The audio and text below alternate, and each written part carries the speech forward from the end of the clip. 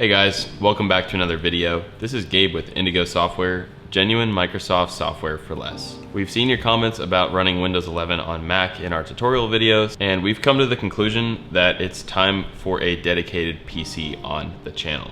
Now I figured a great way to kick this off would be to actually show you guys the build process of the PC. So I'm gonna take you through step by step as I put this together, and it should be a lot of fun, so definitely stay tuned to the end. Now we're gonna break this video up into a multiple part series, and we're also going to install Windows 11 and Windows Server 2022 to this PC from a USB drive.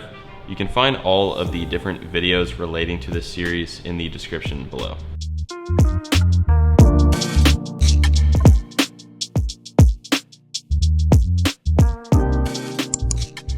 Now before we get to building, let's go ahead and talk about the components. All right, so to start, we have an Intel motherboard. This is DDR5 compatible and Wi-Fi compatible.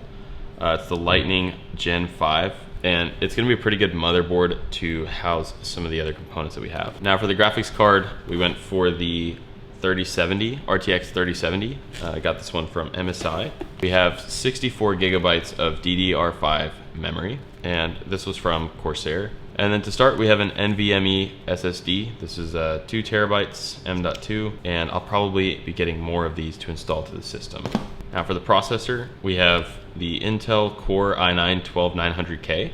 This is the most powerful processor available right now, coming in at 16 cores, and this thing is lightning fast. So I'm pretty excited to test this one out. Power everything, we have an 850 watt PSU. And then lastly, our cooler. This is from Kraken, and we have some fancy little RGB action going on here.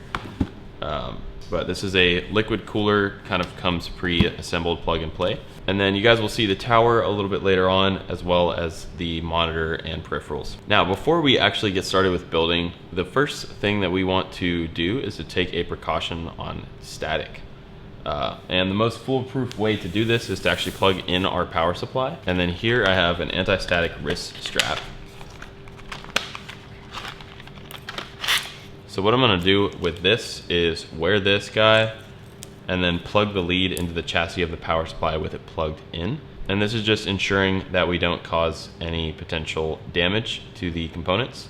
Even small internal damage could be taking place if you are not properly grounded. So we're gonna set this up and then we'll get started on the build.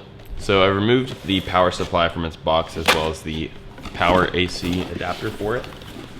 Just gonna set this aside, which has the pin connectors for the motherboard. And just to show you guys what we're doing here.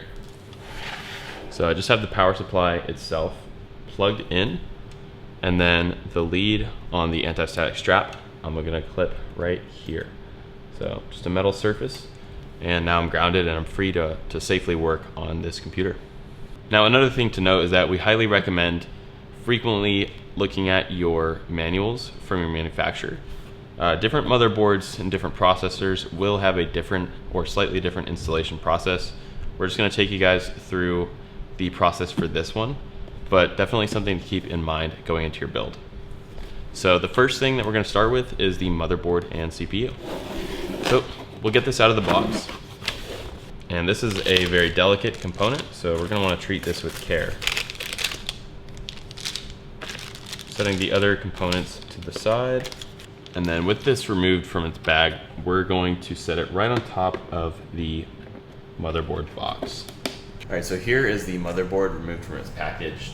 We have the camera focused here on the CPU slot. And then next I'm just gonna take the CPU itself and gently unbox it.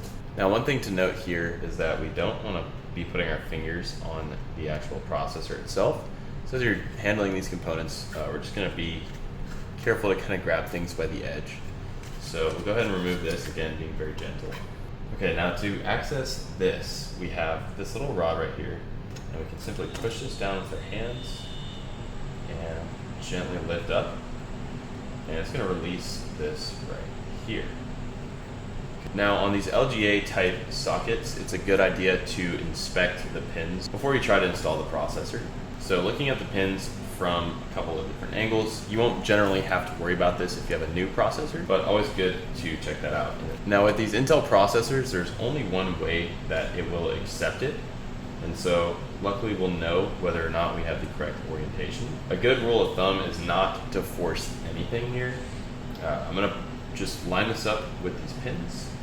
See these little slots right here inside of this. We're gonna line that up. And I'll just simply drop it in. And then we're gonna gently set this back down. And we need to catch this with the little, there it goes, it snaps into place. Gently push down, clamp that in, and then we can actually release this cover now. Don't throw this away, you might need this, so we're just gonna set it aside to keep it in a safe spot. Now, a lot of these components are far easier to install before we actually put the computer in its case, and that's why we're doing this now. All right, guys, so that's gonna wrap up this part of the series. If you have any questions, comments, or concerns, drop those in the comment section below, and we'll get back to you as soon as possible. Again, if you're interested in genuine Microsoft software at a great price, check out Indigo Software. We'll have links in the description box below. And finally, stay tuned for Windows Server 2022 videos. We're gonna make a lot of those from this new computer build, and we're really excited about that, so just wanted to mention it. Thank you for watching. We'll see you guys in the next video.